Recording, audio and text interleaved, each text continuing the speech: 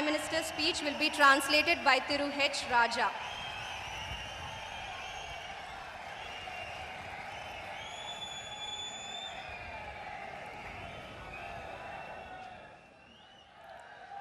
तमिलनाडु के राज्यपाल श्रीमान विद्यासागर राव जी, तमिलनाडु के मुख्यमंत्री श्रीमान पलनीस्वामी जी, केंद्र में मेरे वरिष्ठ साथी और कुछ ही दिनों के बाद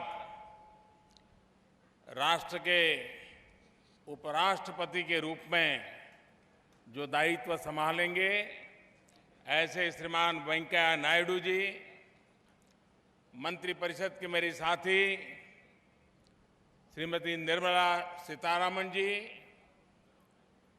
मंत्री श्रीमान पोन राधाकृष्णन जी,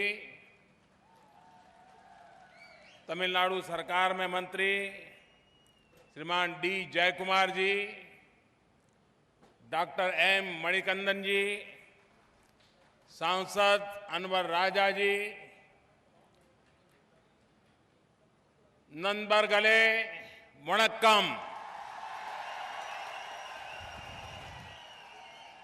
इंद पुनिद तलमान,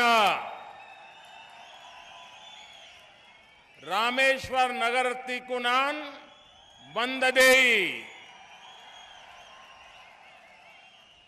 एन भाग्यमागा करुदगिरेन, रामेश्वरम वह भूमि है जिसने हजारों वर्षों तक देश के आध्यात्मिक जीवन को एक लाइट हाउस की तरह रास्ता दिखाया है। और इस सदी में रामेश्वरम एक और बात के लिए भी जाना जाएगा। अब्दुल कलाम जी के रूप में एक कर्मयोगी वैज्ञानिक, एक प्रेरक शिक्षक, एक प्रखर विचारक और एक महान राष्ट्रपति इस देश को देने के लिए रामेश्वरम जाना जाएगा। இந்த புண்ணிய பூமியான ராமேஸ்வரத்திலே நான் வந்திருப்பதை மிகப்பெரிய பாக்கியமாக கருதுகிறேன். இந்த ராமேஸ்வரமானது பல்லாயிரம் ஆண்டுகளாக இந்த நாட்டு மக்களுக்கு வழிகாட்டுகின்ற ஒரு புனித மையமாக இருந்திருக்கிறது. அது மேலும் இப்பொழுது இந்த நாட்டினுடைய ஒரு மிகப்பெரிய விஞ்ஞானி, மக்களிடையே மிக பிரபலமாக இருந்த சிந்தனையாளர், ஒரு மகான் ஜனாதிபதி ஆக இருந்த திரு அப்துல் கலாம் அவர்கள் பெயரால் மேலும் இந்த ராமேஸ்வரம் புகழ் பெற்றதாக மாறியிருக்கிறது. It is a great honor for me to touch this sacred soil of Rameshwaram as home to one of 12 Jyotirlinga of our country. Rameshwaram is not only a religious center. Rameshwaram is also a center of deep spiritual knowledge, a Gyan Punja. இந்த புண்ணிய ராமேஸ்வரத்தினுடைய புனித மண்ணினை தொடுவதிலே நான் அதை பெருமிதமாக கருதுகிறேன். இது ஒரு மதத்தினுடைய மையமாக மட்டும் இருக்கவில்லை, இது ஆன்மீக பூமியாக தொடர்ந்து வழிகாட்டி வந்திருக்கிறது. A place that was also visited by Swami Vivekananda on his return from the United States in 1897. இந்த புண்ணிய பூமியிலே சுவாமி விவேகானந்தர் அவர்கள் அவருடைய வெளிநாடு பயணம், சுற்றுப்பயணம் முடிந்து வந்து 1897 இந்த புண்ணிய மண்ணிலே கால் பதித்தார்கள். And it is this sacred land that gave to India one of its most famous sons, doctor APJ Abdul Kalam. இந்த புண்ணிய பூமி இந்தியாவுடைய மகத்தான மகன் டாக்டர் ஏபிஜே அப்துல் கலாம் அவர்களை நமக்கு தந்திருக்கிறது. In his action and thoughts, Dr. Kalam always reflected the simplicity, depth and calmness of Rameshwaram. இந்த ராமேஸ்வரம் மண்ணிலே பிறந்த டாக்டர் அப்துல் கலாம் அவர்கள் மிகவும் அமைதியான ஆழமான சிந்தனையாளராக இருந்திருக்கிறார்கள். डॉक्टर एपीजे अब्दुल कलाम जी की पुण्यतिथि के दिन रामेश्वरम आना मेरे लिए एक बहुत ही भावुक पल है। पिछले वर्ष हमने यहां एक संकल्प किया था, आपसे वादा किया था कि कलाम साहब की याद में रामेश्वरम में एक मेमोरियल का निर्माण किया जाएगा। मुझे खुशी है कि आज यह संकल्प पूरा हो रहा है। டாக்டர் கலாம் அவர்களுடைய புண்ணிய திதியிலே அவருடைய நினைவு நாளிலே நான் இங்கு வருவதை ஒரு பெருமிதமாக கருதுகிறேன். அன்றைய தினம் அவர் மறைந்த பொழுது ஒரு வாக்குறுதி தந்திருந்தேன். அவருடைய நினைவினை கூறுவதற்கின்ற விதத்திலே இங்கு ஒரு பெரிய நினைவாலயமானது அமைக்கப்படும் என்று. மிக விரைவிலேயே அந்த அவருக்கான நினைவாலயம் இங்கே அமைந்திருக்கிறது என்பதை பெருமிதத்தோடு கூறிக்கொள்ள விரும்புகிறேன். Defence research and development organisation DRDO ने बहुत ही कम समय में ये मेमोरियल तैयार किया है। ये मेमोरियल देश की वर्तमान और भावी पीढ़ी को प्रेरणा देता रहेगा। Defence research and development organisation பாதுகாப்பு ஆராய்ச்சி மற்றும் மேம்பாட்டு இயக்கமானது மிக குறுகிய காலத்திலே இந்த நினைவு சின்னத்தை அவர்கள் தயாரித்திருக்கிறார்கள். இது வருகின்ற தலைமுறைக்கும் எழுச்சி தரக்கூடியதாக அமைந்திருக்கிறது. गत वर्ष मैंने श्रीमान वेंकैया नायडू जी के चेयरमैनशिप में एक कमेटी बनाई थी और जिनको मैंने काम दिया था कि डीआरडीओ के साथ तमिलनाडु गवर्नमेंट के साथ मिलकर के इसी भूमि पर देश की युवा पीढ़ी को प्रेरणा मिले ऐसा स्मारक बनाना है।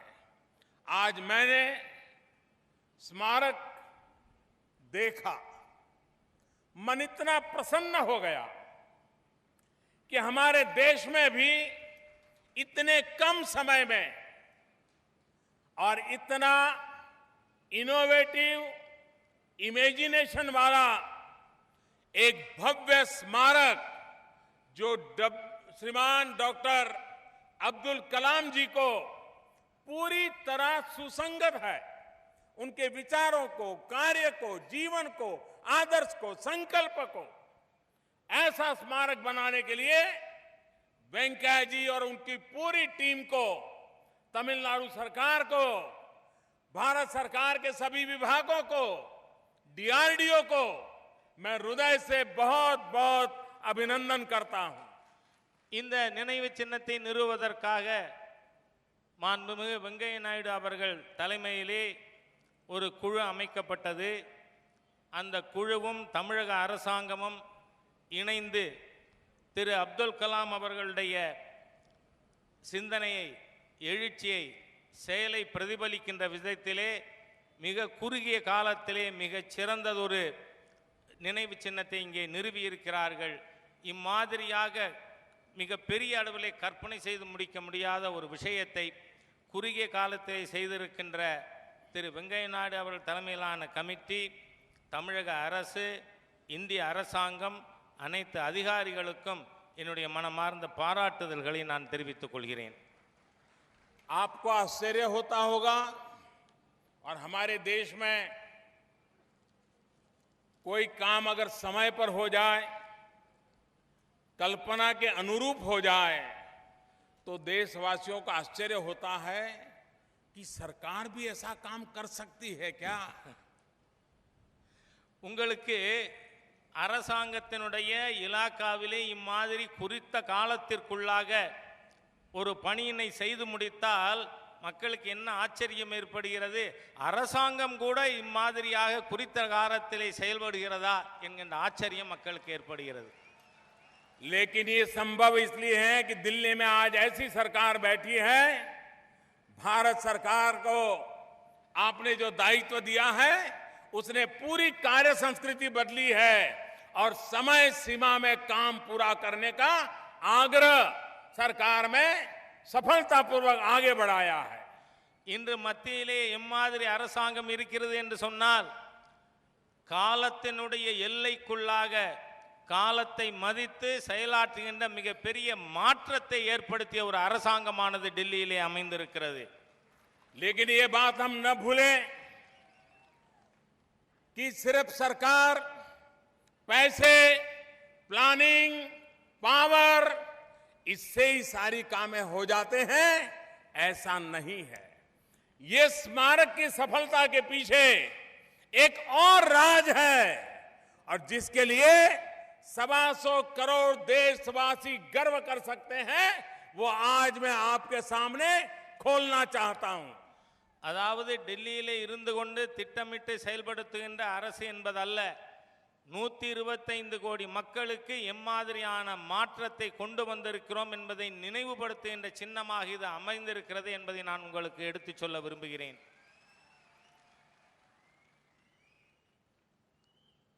हो गया? मैं तो काफी लंबा बोल रहा था. और वो राज ये है, सरकार थी, पैसे थे, प्लानिंग था, फोकस के साथ काम हो रहा था, लेकिन इस काम को करने के लिए देश के हर कोने से जिन जिनको जिस विषय की महारत थी ऐसे कारीगर आए थे, मजदूर आए थे, आर्टिस्ट आए थे, आर्किटेक्चर आए थे. हिंदुस्तान के हर कोने से आए हुए लोग इस काम को कर रहे थे. साथ साथ जो मजदूर काम करते थे वे सुबह 8 बजे से 5 बजे तक सरकार के नियम से हिसाब से काम कर रहे थे. फिर 5 से 6 बजे तक 1 घंटा वो विश्राम करते थे, चाय पान लेते थे और फिर 6 बजे से 8 बजे तक एक्स्ट्रा काम करते थे. और उन्होंने कहा कि 6 से 8 हम जो काम कर रहे हैं उसके पैसे हम नहीं लेंगे, ये हमारी तरफ से अब्दुल कलाम जी को हमारे परिश्रम के द्वारा, हमारे पसीने के द्वारा हम उनको श्रद्धांजलि देंगे. அதாவது அரசாங்கமானது திட்டமிடுவது, அரசு அதிகாரிகள் இருப்பது, அவர்கள் அங்கிருந்து கொண்டு செய்வது என்பது போன்ற பணி அல்ல. இங்கே இந்த நினைவு சின்னம் அமைப்பதற்கு நாடு முழுவதிலும் இருந்து தொழிலாளர்கள் வந்திருக்கிறார்கள், அதற்கான ஓவியர்கள் வந்திருக்கிறார்கள், பணியாற்றக்கூடிய நிபுணர்கள் வந்திருக்கிறார்கள். காலையிலே 8 மணியிலிருந்து மாலை 5 மணி வரை தொடர்ந்து பணியாற்றி இருக்கிறார்கள். இதற்கு முன்பெல்லாம் காலையில் வருவாங்க, வந்ததுக்கு பிறகு கொஞ்ச நேரத்தில் தேநீர் அருந்ததுக்கான நேரம் போகும், அரட்டை அடிப்பார்கள், பணி செய்ய மாட்டார்கள். அந்த மாதிரியாக அல்ல, செயல்படுகின்ற முறையிலேயே முழு மாற்றம் கொண்டு வந்து நாம் செய்திருக்கின்ற காரணத்தினாலே இம்மாதிரியான ஒரு நினைவு சின்னத்தை நிர்மாணிக்க கலாம் அவர்களுடைய எண்ணங்கள் சிந்தனைக்கு ஏற்ற மாதிரியான ஒரு நினைவு சின்னத்தை இங்கே நம்மால் நிர்மாணிக்க முடிந்திருக்கிறது. जिन मेरे गरीब मजदूर भाई बहनों ने इस भक्ति के साथ इस काम किया है, मैं उनको, उन सभी मजदूरों को इस पवित्र कार्य को पूरा करने के लिए शत शत वंदन करता हूं. இந்த பணியினை செய்து முடிப்பதற்காக இங்கு பணியாற்றுகின்ற ஒவ்வொரு பணியாளர்களுக்கும் என்னுடைய மகத்தான வணக்கங்களை நான் அவர்களுக்கு தெரிவித்துக் கொள்கிறேன். इन मजदूरों ने, कारीगरों ने इतना उत्तम काम किया है, कि यहां उपस्थित सबसे मैं आग्रह करता हूं कि हम जगह पर खड़े होकर के उन मजदूरों को स्टैंडिंग ओवेशन दें, तालियां बजा करके उनका स्टैंडिंग ओवेशन करें। இந்த தொழிலாளர்கள் அனைவருக்கும் நாம் அவர்களை பெருமிதப்படுத்துகின்ற விதத்திலே எழுந்து நின்று நாம் அவர்களுக்கு கரவொலியின் மூலமாக நம்முடைய ஆதரவை தெரிவிப்போம்.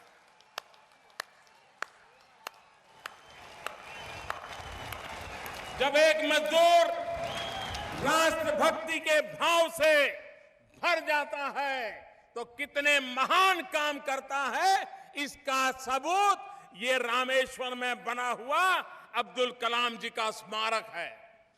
திரு அப்துல் கலாம் அவர்களுடைய இந்த நினைவு சின்னமானது அந்த தொழிலாளர்கள் அந்த குறிப்பிட்ட காலத்திற்கும் அதிகமாக 2 மணி நேரம் பணி அதிகமாக சம்பளம் வாங்காமல் செய்து இங்கு முடித்திருக்கின்ற இந்த பணி அப்துல் கலாம் அவர்களுடைய ஒரு சிந்தனையை பிரதிபலிக்கின்ற விதத்திலே இங்கு அது அமைந்திருக்கிறது. मैं आज अनुभव कर रहा हूं कि इस पल अगर मंच पर अम्मा होते, हमारे बीच में अम्मा की उपस्थिति होती और हमारे गरीब मजदूरों ने काम किया है, ये बात जब वो देखती सुनती तो शायद हमको अनेक अनेक शुभकामनाएं और आशीर्वाद देती।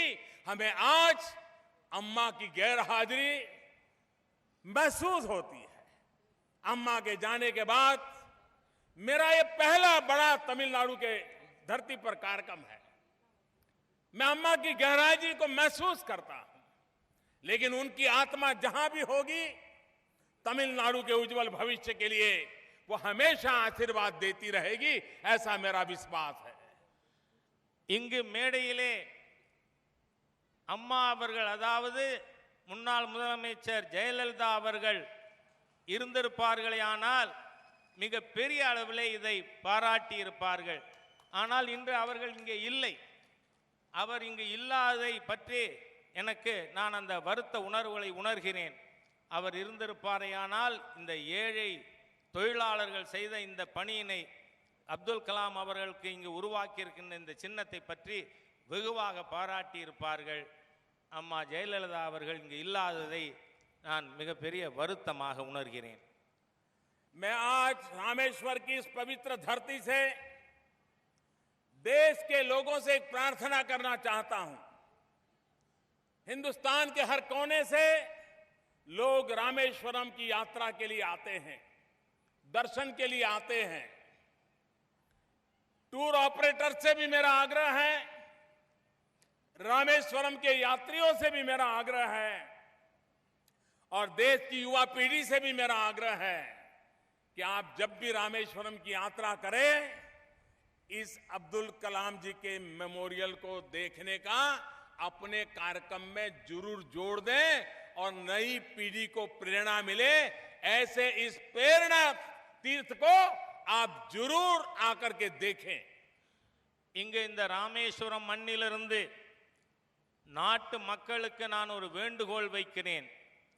பல்லாயிரக்கணக்கிலே இங்கே யாத்திரைகள் வருகிறார்கள். இங்கு அவர்கள் கோவிலுக்கு வருகை தருகிறார்கள். அம்மாதிரியாக இங்கு வருகின்ற பல்லாயிரக்கணக்கான யாத்திரைகளுக்கு என்னுடைய வேண்டுகோள் என்னவென்று சொன்னால், நீங்கள் உங்களுடைய ராமேஸ்வரம் புனித பயணத்தை திட்டமிடும் பொழுது டாக்டர் அப்துல் கலாம் அவர்களுடைய இந்த நினைவு சின்னத்திற்கும் வந்து இதை காண வேண்டும் என்று உங்களுடைய பயண திட்டத்திலே இது பங்கு பெற வேண்டும் என நான் உங்களிடம் கேட்டுக்கொள்கிறேன். आज का कार्यक्रम एक प्रकार से पंचामृत है। रेल, रोड, धरती, समंदर और अब्दुल कलाम जी का स्मारक, ऐसे 5 कार्यक्रम एक साथ आज अब्दुल कलाम जी की पुण्यतिथि पर मुझे करने का सौभाग्य मिला। இந்த தினம் 5 விதமான நிகழ்ச்சிகள் இங்கே நடந்திருக்கிறது.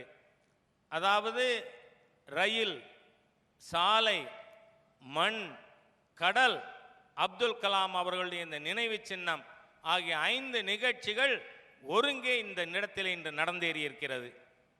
आज समंदर में हमारे मछुआरे छोटे छोटे नाव लेकर के जाते हैं। पता तक नहीं रहता है कि हिंदुस्तान की सीमा में है कि किसी दूसरे की सीमा में चले गए और अनेक कठिनाइयां भुगतनी पड़ती हैं। प्रधानमंत्री ब्लू रिवॉल्यूशन स्कीम हमने शुरू की है। उस स्कीम के तहत हमारे मछुआरा भाइयों बहनों को सरकार की तरफ से लोन मिलेगी, ग्रांट मिलेगी, सब्सिडी मिलेगी और उनको बड़े अच्छे ट्रोल मिले ताकि वो डीप सी में फिशिंग के लिए जा सके। तो आज उसका भी यहां प्रारंभ हुआ है और कुछ मछुआरा भाइयों को उसका चेक देने का भी मुझे सौभाग्य मिला है। இங்கு நம்முடைய மீனவர் சகோதரர்களுக்கு பல்வேறு பிரச்சனைகளை சந்திக்க நேரிடுகிறது. அவர்கள் நம்முடைய கடல் எல்லையை தாண்டி மற்ற நாட்டினுடைய கடல் எல்லைக்கு போகின்ற காரணத்தினாலே ஏற்படுகின்ற சிரமங்கள் இருக்கிறது. ஆகவே இந்த மீனவ சகோதரர்களுக்கு நாம் ஆழ்கடலிலே மீன் பிடிக்கின்ற இந்த படகினை கொடுப்பதன் மூலமாக அவர்கள் இந்த பிரச்சனைகளிலிருந்து விடுபட்டு மிகப்பெரிய பலன் அடைவதற்கான ஒரு திட்டம் இருக்கிறது. அதற்காக பிரதம மந்திரி நீல புரட்சி திட்டம், அந்த திட்டத்தின் மூலமாக இன்று ஒரு சில மீனவர்களுக்கு நாம் ஆழ்கடல் மீன்பிடி படகுகள் இங்கு கொடுக்கப்பட்டிருக்கிறது. रामेश्वर की धरती प्रभु रामचंद्र जी के साथ भी जुड़ी हुई है और आज मुझे खुशी है कि प्रभु रामचंद्र जी से जुड़ी हुई रामेश्वरी की धरती को प्रभु राम का जन्म स्थान अयोध्या की धरती के साथ जोड़ने वाली एक रेलवे ट्रेन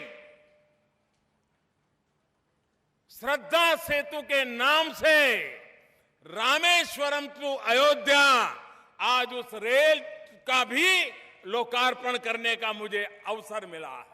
இந்த ராமேஸ்வரம் புண்ணிய பூமியானது எம்பெருமான் ராமனின் வரலாற்றிலே இடம்பெற்றிருக்கின்ற ஒரு இடமாகும்.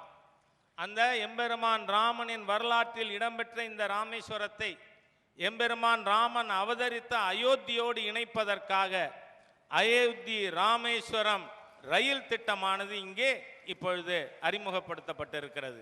उसी प्रकार से धनुषकोडी तक का जो रास्ता, जो लोग राम सेतु देखना जाना चाहते हैं, जो समुद्री मार्ग से आगे बढ़ना चाहते हैं, वो एक महत्वपूर्ण रोड का काम उसको भी पूर्ण कर दिया और वो भी आज मुझे देशवासियों को समर्पित करने का मौका मिला है. रेल का भी समर्पित, रोड का भी समर्पण. அதே போல இங்கு ராமேஸ்வரத்திலிருந்து தனுஷ்கோடி வரை யாராவது ராம் சேத்துவை தரிசிப்பதற்காக போக வேண்டுமானால் தனுஷ்கோடிக்கு போக வேண்டும். ஆகவே இந்த ராமேஸ்வரம் தனுஷ்கோடிக்கான சாலையானது இன்று துவங்கி வைக்கப்பட்டிருக்கிறது. ரயில்வே திட்டத்தோடு இந்த நெடுஞ்சாலை திட்டமும் இப்பொழுது பூர்த்தியாகி இருக்கிறது. और आज यही रामेश्वरम की धरती है जहां 1897 में स्वामी विवेकानंद जी ने यहां पर विदेश में दिग्विजय कर करके विश्व में भारत का नाम रोशन करके इस धरती पर अपने पैर रखे थे. वो स्वामी विवेकानंद जी जहां कन्याकुमारी यहां पास में ही विवेकानंद जी का स्मारक बना है, उस विवेकानंद केंद्र, यहां की डिस्ट्रिक्ट कलेक्टरेट, कुछ एनजीओ, इन्होंने मिलकर के रामेश्वरम को ग्रीन बनाने का जो बीड़ा उठाया है और ये भी एक प्रकार से रामेश्वरम के भविष्य के लिए उत्तम काम करने वाले उन सभी संगठनों को, विशेष करके विवेकानंद केंद्र को हृदय से मैं बधाई देता हूं. அதே போல சுவாமி விவேகானந்தர் அவர்கள் வெளிநாடு சுற்றுப்பயணம் முடித்து வந்து அவர் கால் பதித்த இடம் இந்த ராமேஸ்வரம். இந்த ராமேஸ்வரத்திலே கிரீன் ஹவுஸ் உருவாக்குவதற்காக விவேகானந்த கேந்திராவினர் சேர்ந்து இங்கே அந்த திட்டத்தை அவர்கள் செயல்படுத்தி இருக்கிறார்கள். அதற்காக விவேகானந்த கேந்திராவினருக்கு என்னுடைய பாராட்டுதல்களை நான் தெரிவித்துக் கொள்கிறேன். भारत का विशाल समुद्र और 7,500 किलोमीटर, 7,500 किलोमीटर लंबी समुद्री सीमा बड़े निवेश की संभावनाओं से भरे हुए हैं. इसी को ध्यान में रखते हुए केंद्र सरकार सागरमाला कार्यक्रम भी चला रही है. इसका मकसद भारत की तटरेखा का पूरा लाभ उठा करके भारत के लॉजिस्टिक क्षेत्र में बहुत बड़ा परिवर्तन लाना है। பாரத தேசம் விசாலமான கடற்கரை 7500 கிலோமீட்டர் கடற்கரையை கொண்டிருக்கின்ற நாடு. ஆகவே இங்கு கடல் போக்குவரத்து ஆகியவற்றை மேம்படுத்துவதற்கான மிகப்பெரிய வாய்ப்பு நம் முன்பாக இருக்கிறது. அதற்கான திட்டத்தினையும் நாம் மேற்கொண்டிருக்கிறோம். सागरमाला कार्यक्रम में आयात निर्यात और व्यापार की लॉजिस्टिक लागत को कम करना, उस दिशा में हम प्रयास कर रहे हैं।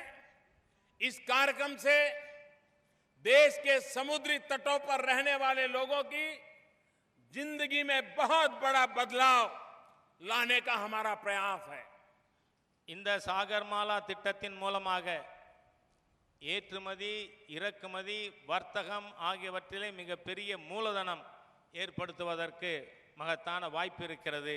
அந்த சாகர்மாலா திட்டத்தின் மூலமாக இந்த பகுதி மக்களுக்கு, கடற்கரை வாழ் மக்களுக்கு மிகப்பெரிய வாய்ப்பினை ஏற்படுத்தி கொடுக்க முடியும். आपको ये भी जानकर के खुशी होगी कि जिस प्रकार से डीआरडीओ ने ये अब्दुल कलाम जी का स्मारक बनाया में काम किया है, उसी प्रकार से डीआरडीओ हमारी सैन्य शक्ति के लिए एक बहुत महत्वपूर्ण काम करने वाली इकाई है। लेकिन साथ साथ नागरिकों के लिए भी वो छोटे मोटे ऐसे काम करते हैं।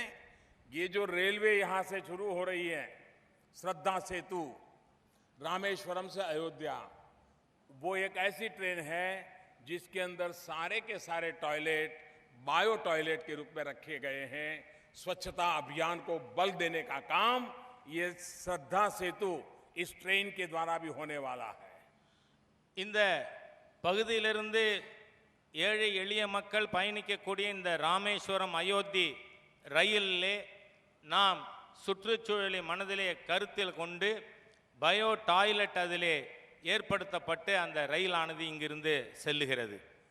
फ्रेंड्स, डॉक्टर कलाम ने अगर अपने जीवन में सबसे ज्यादा प्रेरणा अगर किसी को दी है तो हमारे देश के नौजवानों को दी है। आज का युवा अपने दम पर आगे बढ़ना चाहता है, खुद दूसरों को रोजगार देने वाला बनना चाहता है। युवा अपने सपने पूरे कर सके, इसलिए केंद्र सरकार ने startup India, stand up India जैसे कार्यक्रम शुरू किए हैं। டாக்டர் கலாம் அவர்கள் யார் மீதாவது அதிகமான அன்பு செலுத்தி இருந்தார்கள் என்று சொன்னால் அது இளைஞர்கள் மீது. ஆகவே அந்த இளைஞர்கள் அவர்கள் முன்னேற்றத்திற்காக stand up India, start up India ஆகிய திட்டங்கள் அந்த இளைஞர்கள் வேலை தேடுபவர்களாக அல்ல, அடுத்தவருக்கு வேலை தருபவர்களாக அவர்களை உருவாக்குவதற்கான திட்டங்கள் கொண்டு வரப்பட்டிருக்கிறது.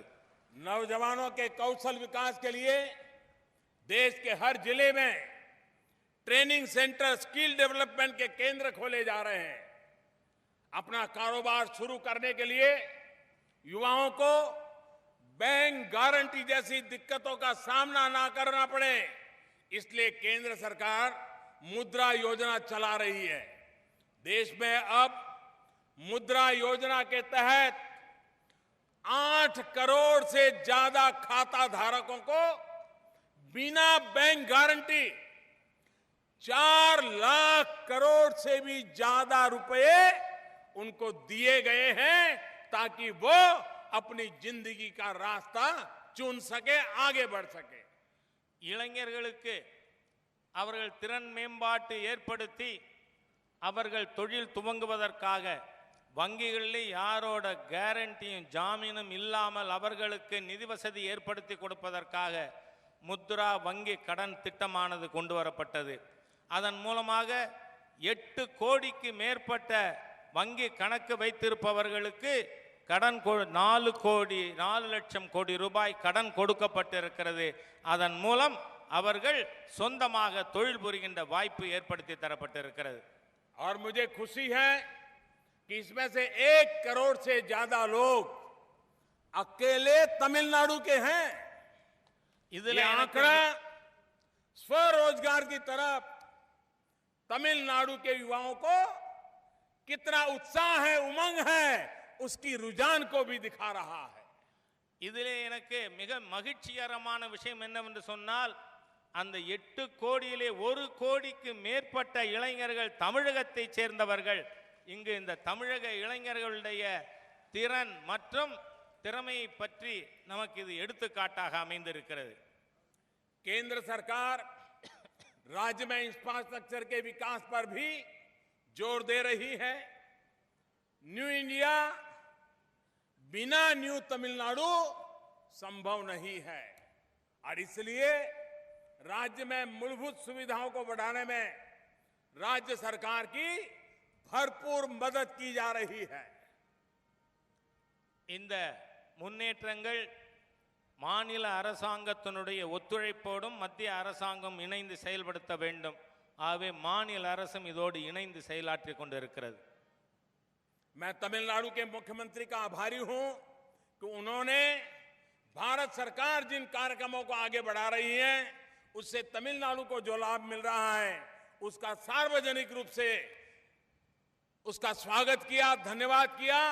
मैं भी उनके इस सहयोग के लिए उनका धन्यवाद करता हूं। தமிழக முதலமைச்சர் அவர்களுக்கு மத்திய அரசாங்கத்தின் திட்டங்களை மக்களிடம் எடுத்துச் செல்வதற்கான அவர்களுடைய ஆதரவை நான் பாராட்டுகிறேன். மத்திய அரசாங்கமும் தமிழகத்திற்காக முன்னேற்றத்திற்காக முழு ஒத்துழைப்பு மாநில அரசாங்கத்திற்கு தரும். स्मार्ट सिटी मिशन के लिए तमिलनाडु के 10 शहरों को चुना गया है। इनमें चेन्नई, कोयम्बटूर, मदुरई, तंजावर ऐसे सभी बड़े शहर उसमें शामिल है। அதே போல தமிழகத்திலே ஸ்மார்ட் சிட்டி முன்னேற்றத்திற்கும் மிக பெரிய அளவிலே மத்திய அரசாங்கமானது உதவி இருக்கிறது.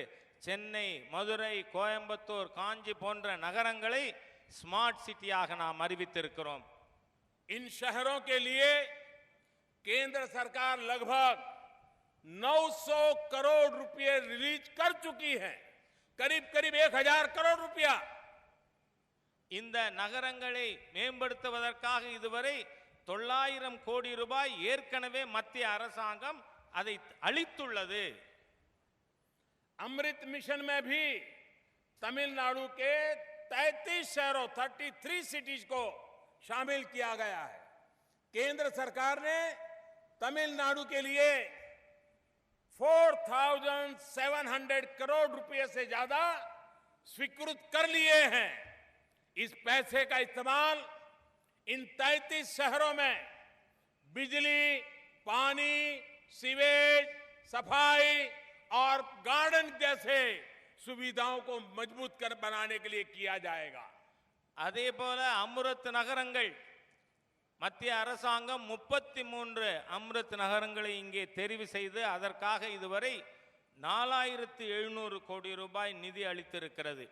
இதன் மூலமாக ஒவ்வொரு நகரங்களிலும் மின்சாரம், குடிநீர், சுகாதாரம் ஆகியவற்றை மேம்படுத்துவதற்காக இந்த திட்டமானது அளிக்கப்பட்டிருக்கிறது. इस योजना का भरपूर लाभ रामेश्वरम को भी मिलेगा और उसके साथ साथ 33 शहर जिसमें मदुरई, टुटिकोरिन, तिरुनेलवेली और नागरकोइल भी शामिल है। இந்த 33 அம்ருத் நகரங்களிலே ராமேஸ்வரம் இருக்கிறது, திருநெல்வேலி, நாகர்கோயில், மதுரை போன்ற பல நகரங்கள் இதிலே இணைக்கப்பட்டிருக்கிறது. केंद्र सरकार ने करीब करीब 4000 करोड़ रुपए की लागत से चेन्नई मेट्रो रेल प्रोजेक्ट के पहले फेज के विस्तार को भी मंजूरी दे दी है। तमिलनाडु की ग्रामीण सड़कों के लिए सेल्फ हेल्प ग्रुप को बढ़ावा देने के लिए गांवों में रहने वाले युवाओं के कौशल विकास के लिए केंद्र सरकार ने पिछले 3 वर्ष में लगभग 18,000 करोड़ रुपया 18,000 करोड़ रुपए तमिलनाडु के लिए रिलीज किए हैं। அதே போல கிராமங்களிலே இருக்கின்ற இளைஞர்களுக்கு திறன் மேம்பாட்டிற்காக, வேலை வாய்ப்புகள் ஏற்படுத்துவதற்காக பல்வேறு திட்டங்களை நாம் அளித்திருக்கிறோம். அதற்காக 18,000 கோடி ரூபாய் இந்த 3 ஆண்டுகளிலே மாத்திரம் நிதி அளிக்கப்பட்டிருக்கிறது. कुछ प्रयासों की अपील में यहां की सरकार और यहां के लोगों से भी करना चाहता हूं।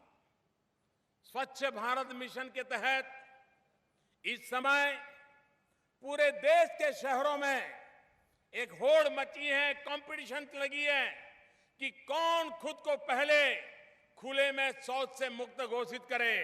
और मुझे आशा है कि तमिलनाडु भी इस दौड़ में अन्य किसी भी राज्य से पीछे नहीं रहेगा और जोर लगाएगा और आगे बढ़ के रहेगा. அதே போல தூய்மை இந்தியா திட்டத்திலே இங்கு இருக்கின்ற நகரங்கள் கிராமங்கள் தூய்மையாக வைத்திருப்பதற்கான திட்டத்திலே எனக்கு நல்ல நம்பிக்கை இருக்கிறது. தமிழகமும் எந்த ஒரு மாநிலத்திற்கும் இந்த தூய்மை இந்தியா திட்டத்திலே பின்தங்காது, இது முன்னேறி செல்லும் என்கின்ற நம்பிக்கை இருக்கிறது.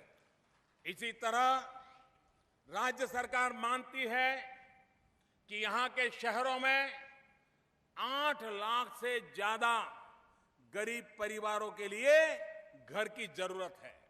प्रधानमंत्री आवास योजना शहरी के माध्यम से इस डिमांड को पूरा किया जा सकता है. मैं राज्य सरकार से अपील करूंगा कि वो प्रस्ताव भेजने अपनी प्रक्रिया तेज करे और स्वीकृत किए हुए घर के निर्माण में तेजी लाए.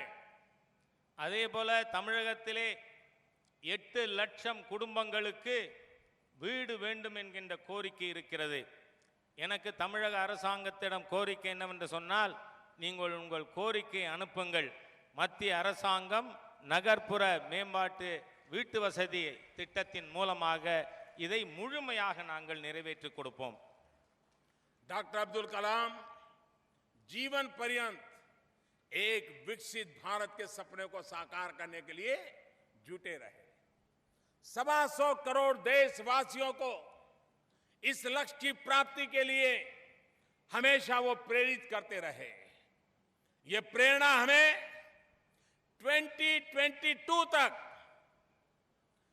2022 तक, जबकि आजादी के 75 साल होंगे, न्यू इंडिया के सपने को साकार करने में बहुत मदद करेगी. டாக்டர் கலாம் அவர்கள் முன்னேறிய இந்தியாவை காண்பதற்கான கனவு கண்டார்கள். ஆகவே இந்த நாடு 75வது சுதந்திரத்தை கொண்டாடும் பொழுது அவருடைய கனவினை முழுமையாக பூர்த்தி செய்கின்ற விதத்திலே நம்முடைய செயல்பாடுகளானது இருக்கும். 2022 में हमारा देश आजादी के 75 साल के पर्व को मनाएगा. देश की स्वतंत्रता के लिए अपनी जिंदगी खपा देने वाले हमारे सपूतों ने जो सपने देखे थे, उन्हें पूरा करने के लिए हमारा हर प्रयास डॉक्टर कलाम को भी एक उत्तम श्रद्धांजलि बन के रहेगा. 2022 இந்த நாடு அதனுடைய 75வது சுதந்திர தினத்தை கொண்டாடும் பொழுது எல்லா விதத்திலும் முன்னேறிய ஒரு பாரதத்தை நாம் காண வேண்டும். அதுதான் டாக்டர் அப்துல் கலாம் அவர்களுக்கு நாம் செலுத்துகின்ற சரியான அஞ்சலியாக இருக்கும்.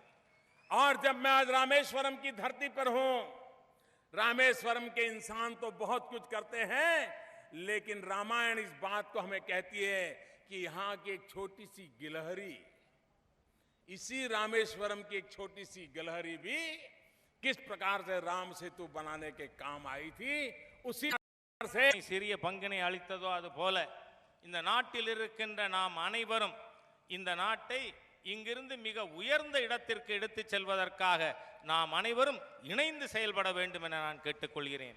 और वो गिलहरी तो रामेश्वरम की थी, और इसलिए the squirrel can inspire us all. रामायणातील Anil Pollard. If 125 crore Indians take just one step each, India will march 125 crore steps ahead. அதாவது ராமாயணத்திலே அந்த அணிலை போல இங்க இருக்கின்ற 125 கோடி மக்களும் ஒவ்வொருவரும் நாம் ஒரு அடி முன்னால் எடுத்து வைத்தால் 125 கோடி அடி இந்த நாடு முன்னேறியதாக அது அமையும். हिंदुस्तान के एक दूसरे छोर रामेश्वरम, यहां समंदर शुरू हो जाता है और इतना बड़ा जन सैलाब इस बात की प्रतीति कराता है कि आपकी अब्दुल कलाम के प्रति कितनी आदर भाव है और देश के उज्जवल भविष्य के लिए आप किस प्रकार से जुड़ना चाहते हैं, इसको मैं साफ देख रहा हूं। इस विशाल जनसागर को मैं फिर से नमन करता हूं, अब्दुल कलाम जी को आदरपूर्वक अंजलि देता हूं और स्वर्गीय अम्मा को भी आदरपूर्वक अंजलि देता हूं। आप सबका बहुत बहुत धन्यवाद। ராமேஸ்வரம் இங்கே சமுத்திரம் துவங்குகிறது. அங்கே அந்த சமுத்திரம் இருப்பதை போல இங்கே முன்னாள் ஜனசமுத்திரம். இந்த ஜனசமுத்திரத்திற்கு நாம் அனைவரும் இணைந்து முன்னேற வேண்டும். இன்று அப்துல் கலாம் அவர்களுக்கு நாம் அஞ்சலி செலுத்துவது போல அம்மாவிற்கும் நம்முடைய அஞ்சலியை நாம் செலுத்திக் கொள்வோம்.